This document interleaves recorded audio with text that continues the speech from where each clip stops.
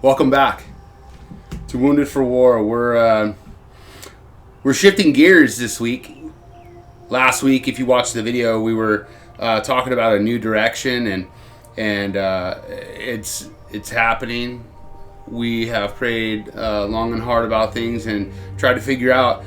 There was a stirring in our hearts and trying to figure out what's going on. Where's God leading us? And you know, as someone who's trying to lead a new movement, not church as it was, but more of a looking at this disruption of COVID and life being shut down as an opportunity to shift gears and to reanalyze what we did, what we were doing as a church whole, you know, just looking at the model in general and kind of asking ourselves, is this what Jesus would have if he was here today? And I was convinced that it wasn't, and there was a stirring for a long time, and then this was just seemed the right time to shift gears. And not just shift for the sake of shifting. Not just change for the sake of change. But for a while now, there's been this sense that we've gotten off course. There's been this sense that the church isn't what it was meant to be. That it doesn't look like the bride of Christ, and it doesn't look like Jesus in a lot of ways. And I don't want to just pick on it for the sake of picking on it. That's too easy, to be honest with you. But instead, what I want to do is I want to share with you basically what I think is going on, is that this disruption in our own lives was meant to make us think, was meant to make us analyze, are we on the right track? Or did change need to happen anyhow? You know, a lot of people are okay with the status quo. Leave things, if it's not broke, don't fix it. But the truth of the matter is, we really have to analyze things when they're going well and when they're going bad. Any business owner would tell you, if they only analyze things when it's bad, well, then it's too late. You want to analyze what you're doing right when it's good, and then you understand how to carry forward. It helps you carry a vision forward properly. And so to analyze the bad would just be to look at the church today in some sense, and there's some good to analyze too. But if we want to go to the purest sense of what to analyze when it's good, to go back to the scriptures, to look at what was happening then. And by the way, there's a whole book written about the same type of scenario. And so today I actually want to dive into the book of John. We're going to shift. That's our new direction. We're going to dig through the book of John and see what's going on there. And the reason why I say that that's pertinent to this time that we're in and season where life is disrupted is because in the book of John, what we're going to see is John is dealing with a very certain circumstance in his own day of disruption. You see, Christianity had rolled out. Jesus had come here, lived for 3 years doing ministry, shared with his disciples how to live, how to do ministry. They didn't just hear about his message, but they watched his message lived out. And what happens is, over time, like many things, the purity of it starts to wane. It starts to change. People start to disrupt its own purity. In that time, it was the Gnostics, it was the Pharisees, the Sadducees. They're adding things and subtracting things from the message that Jesus had left with his disciples. And the Gnostics were a group that in particular said, hey, the way that Jesus taught was fine and it was great and he was a good rabbi, but if you want to be a super Christian, there is more you have to do. Or the Essenes said, hey, there's less you have to do. So they were disrupting in their thinking. They were, all of a sudden, new Christians coming in were getting this distorted view of who Jesus was. And I think that's pertinent to today. That this disruption, this COVID-19 that's changed all of our lives, that made us kind of come into a recluse time in our own life where we sit down and analyze, am I doing everything that I'm supposed to be doing? Am I doing stuff I shouldn't be doing? Is my life where I want it to be? Am I happy with where I'm at? And the church is asking the same questions as well. We're being challenged, all of us are being challenged to think, what does it look like going forward? How do I have my best life now? But also, how do I have my best life planned out for the future? Am I on the right path? Am I doing the things that are going to lead me to the places I want to go? And in John's time, while he's finding this church getting disrupted and these thoughts and processes that weren't a part of the message all of a sudden start infiltrating, he finds it necessary to share the gospel again, though there's 3 written already. It's the story of Jesus. The good news is what the gospel, the word gospel means, good news. So he wants to share this good news, but what he wants to do is he wants to reiterate that it's good news, and he does it from a specific vantage point. What he does is the other 3 gospels take their message from the beginning of the man Jesus, or even 2 of them take it from, let's say, John, one of the other books takes it from Joseph's origin, one takes it from Mary's origin, one takes it from like Abraham's origin, going up to Jesus. But in this case, in John wants to remind you that Jesus is not just a man, that he's divine in nature, that he's God in flesh. And so he goes all the way back. He goes back to the very beginning of the origin of time. In the book of John, chapter 1, verse 1, it says, "In the beginning was the Word, and the Word was with God, and the Word was God. He was with God in the beginning. All things were created through him, and apart from him, not one thing was created that has been created. In him was life, and that life was the light of men. That light shines in the darkness, and yet the darkness did not overcome it." So John goes back. He goes back to Genesis 1, the very beginning. There's darkness, and God says, "Let there be light." And by the way, it's notable that, in the beginning, there's reference in Genesis 2 people there. As he's making man, he says, let us make him and them in our own image, right? And so it's a plurality. There's clearly more than just one person creating in that moment while they're there, and that would be speaking of the Father, the Son, and the Holy Spirit. Maybe you've heard of those 3. Jesus Christ is the Son. In this case, that's who John's addressing. In the beginning was the Word. Now, I know you're thinking, why the Word? Why put the word in there, right? In the beginning was the Word, and the Word was with, and the Word was, and the Word. It seems odd. Why wouldn't you just say it this way? In the beginning was Jesus, and Jesus was with God, and Jesus was God. Wouldn't that make it so clear for people? And it would seem so logical. But in the time that this is being written, don't forget that there's a context. And the Greeks in this time, who John relates to quite a bit, in this moment, John's writings are going to be read by the Greeks and by the Jews. And he wants to clear it up for everybody. So the readers, because there are going to be Greeks here, he's going to write in ways that both can understand. And for the Greeks in this case, they were used to this word. They knew it as logos. And it referenced a spoken word or a thought. And so what they're saying is, in the beginning was this spoken thought of the Lord. The beginning origins came from something, and it was a creator. They're referencing that there's more than just an object. If there's an object, then there must be someone who created the object. And that's what they would have understood this differently than we do today.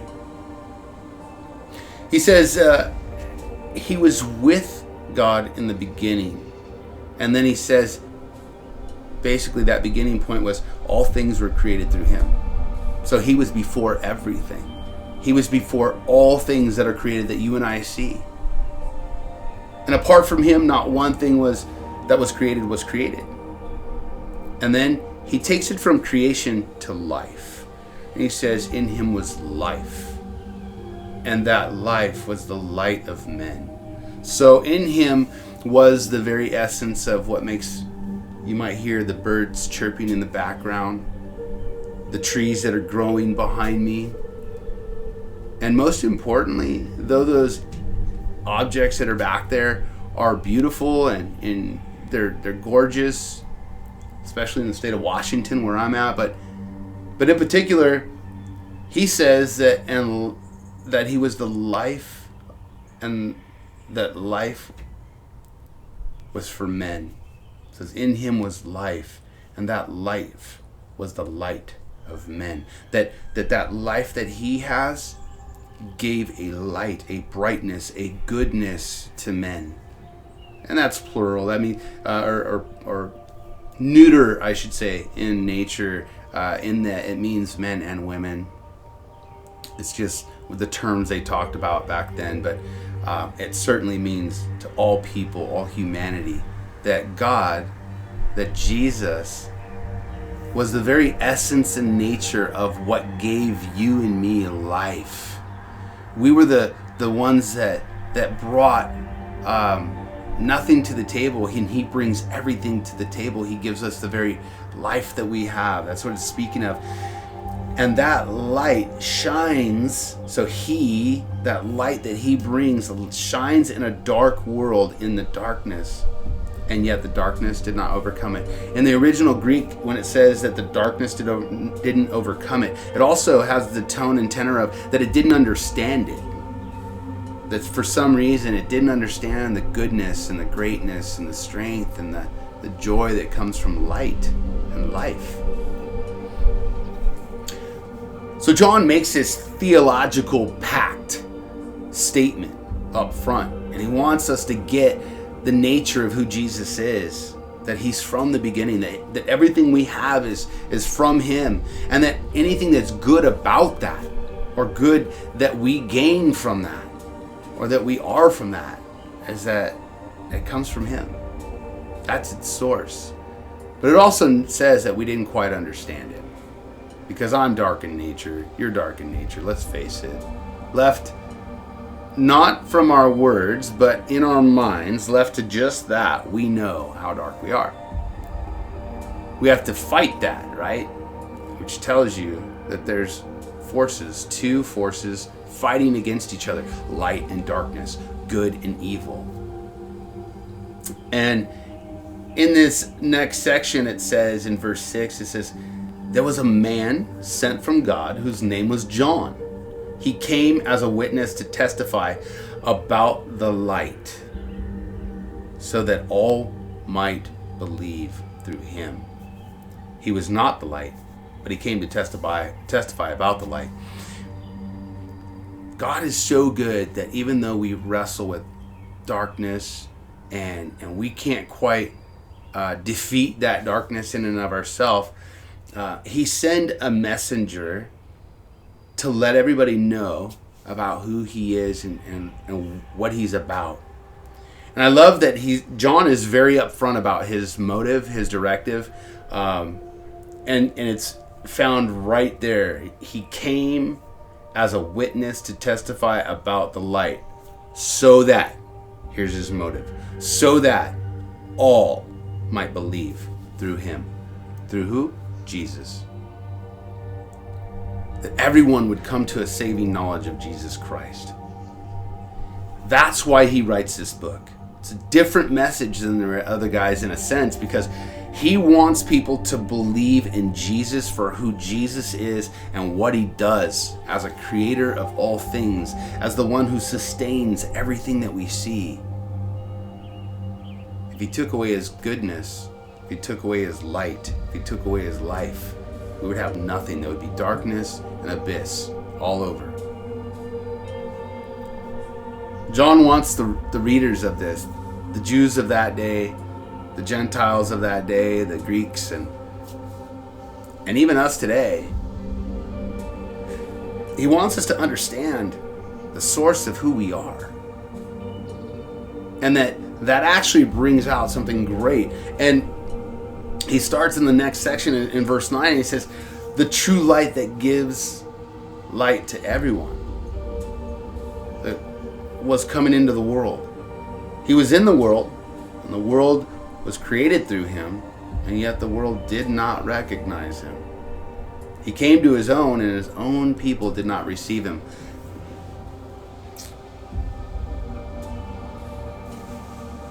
He's the giver of life. And in this case, what he's referencing back to is more of what the Jews might relate to in that day, because Israel was chosen by God to be the people that Jesus would come through into this world.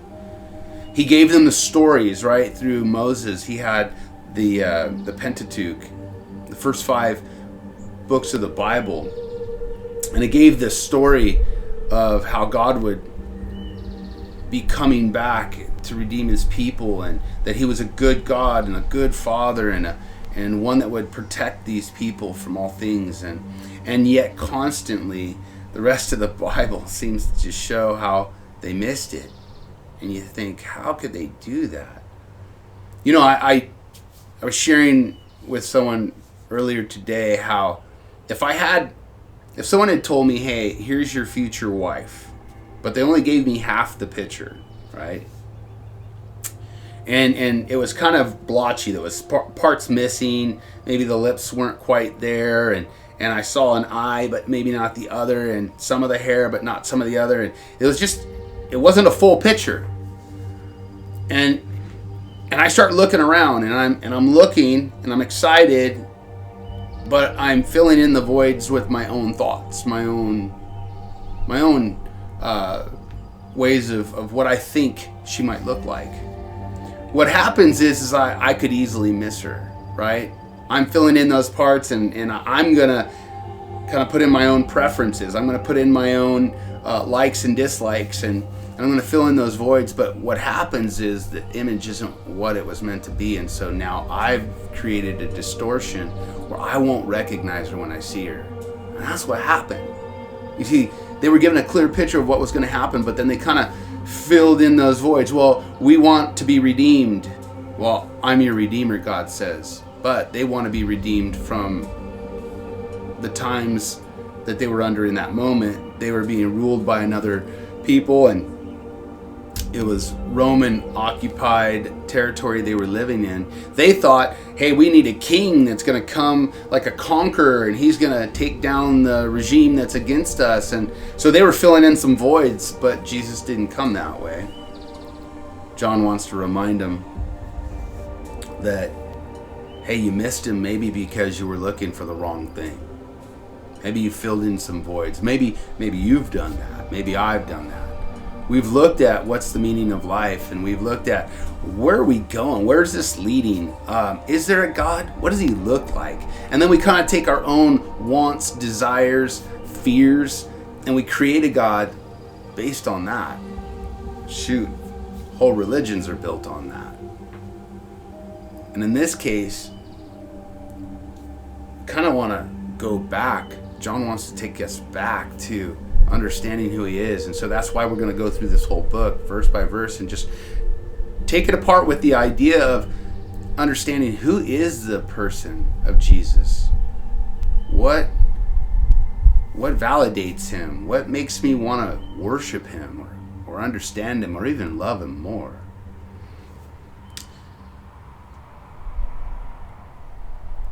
In this next section, verse 12, it says, "But all who did receive him, he came to them, or gave to them, the right to be children of God. To those who believe in his name, who were born not of natural descent, or of the will of flesh, or of the will of man, but of God." So he says, anyone who did come to him and received him, he gave them the right to be kids of his. So anyone that wants to come to Christ, notice that he's not cliquey. The church is cliquey. There's other groups that are cliquey.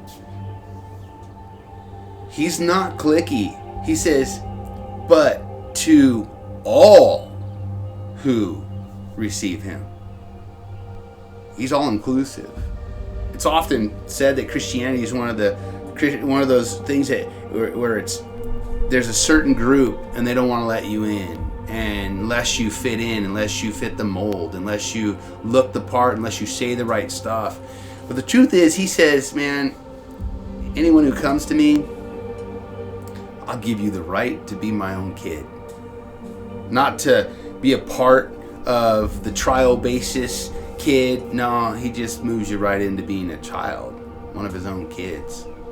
And I think about that, and that's a pretty awesome statement. Like, I'm going to let you in, and I'm going to let you in if you want to come in, and not just at a level where I'm testing you out and I can boot you out, but he says, I'm going to let you be my child. That's a term of love, of care. And that might shake you a bit right now. If you're like me, man, your childhood doesn't have the best memories, right? And so you just hear that you're going to be a kid of a God, and it kind of scares you because you wonder, what's that parent like? I hope that parent's good. And you probably drag into that thought a bunch of things that shouldn't be there. We're filling in pieces again, and we don't want to do that. So let the Bible fill in the pieces of who God is, so that we can wipe that fear off. We can wipe some of those bad visions of who a parent should be. Let's look at him for who he is and judge him where he stands on his own merit alone. And notice that it says, to those who believe in his name, who were born not of natural descent or of the will of the flesh. So what does that mean? It means that we're not naturally grafted in, and it's not by my will that I could muster up some strength to be his child. Oh, daddy, let me be your kid. That's not what he's saying here. And instead he says it's not even by the will of man. Now that part, if you're into theology, is called predestination, and a lot of people trip out about that. And a lot of people, it leads people down rabbit trails that say basically, well then it negates the first part, that all people could come to Christ if they wanted to. This would kind of intimate that basically it's God choosing you. But the reality is how do you know if God chose you unless you choose him as well, right? If I receive him, then he receives me, is basically the way I read that. Hey, God says, hey, don't worry who chooses who first. Don't get stuck on that theology of Arminianism. God, that's a hard one. Or Calvinism. Both are opposing in nature. One stood so strong on one side, the other stood so strong. It's man who chooses God. No, it's God who chooses man. And they kind of got landlocked so tight, and then they started making up their own theology built off that thought and off of this thought, and they became at odds. And now you got two children of the same father fighting. How stupid. Instead, I like the way Charles Spurgeon says it. Why do I need to reconcile the two as enemies when they're actually friends? God knows who will choose him one day. Otherwise he wouldn't be a God, all-knowing, right? He knows who will choose him, so he'll choose you back. He knows who won't choose him, so he doesn't need to choose you back. That's the way I look at it. Simple. But more importantly, the last part is what we should get stuck on, not the other parts. Basically, it says, if you receive him, he'll give you the right to become the children of God, and it's from God. Why is that important, that it's from God?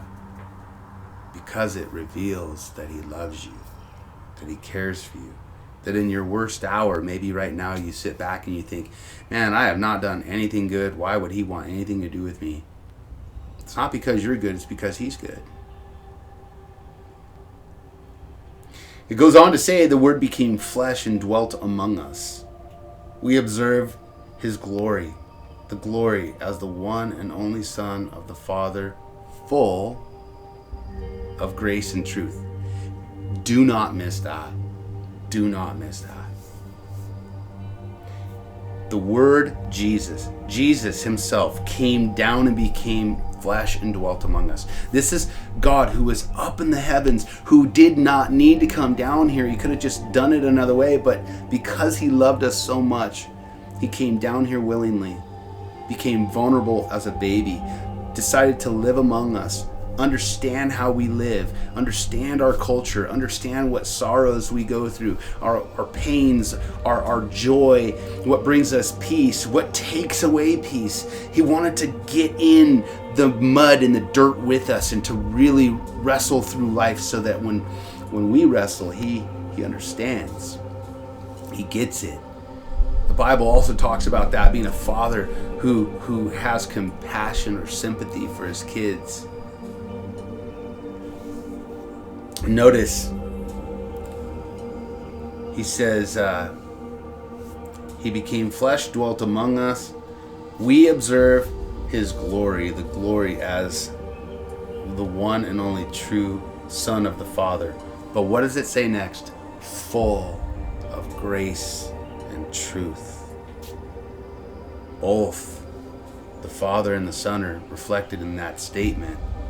And it says full of grace and truth. Grace, unmerited favor, unearned favor.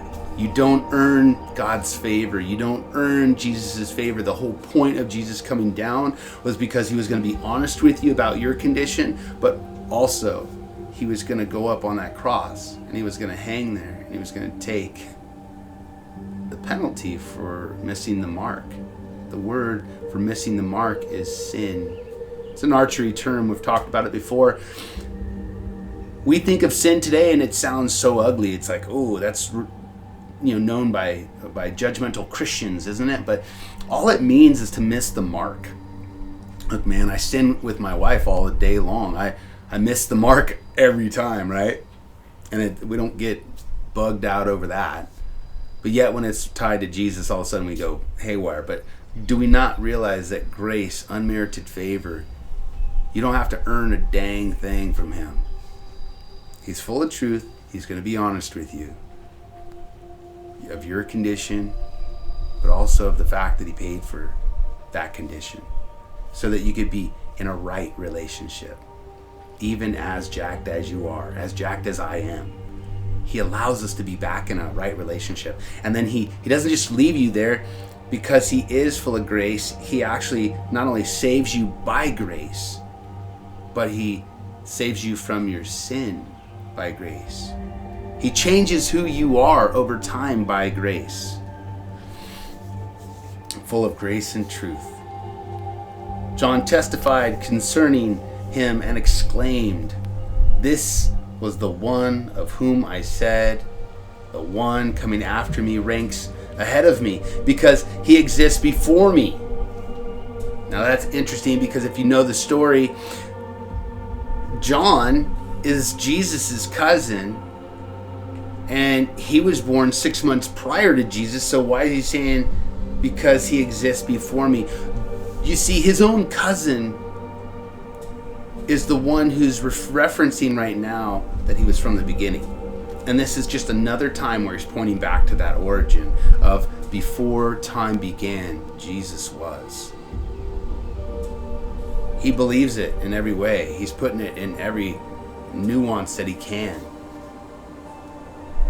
He goes on in verse 16, he says, "Indeed, we have all received grace upon grace from his fullness.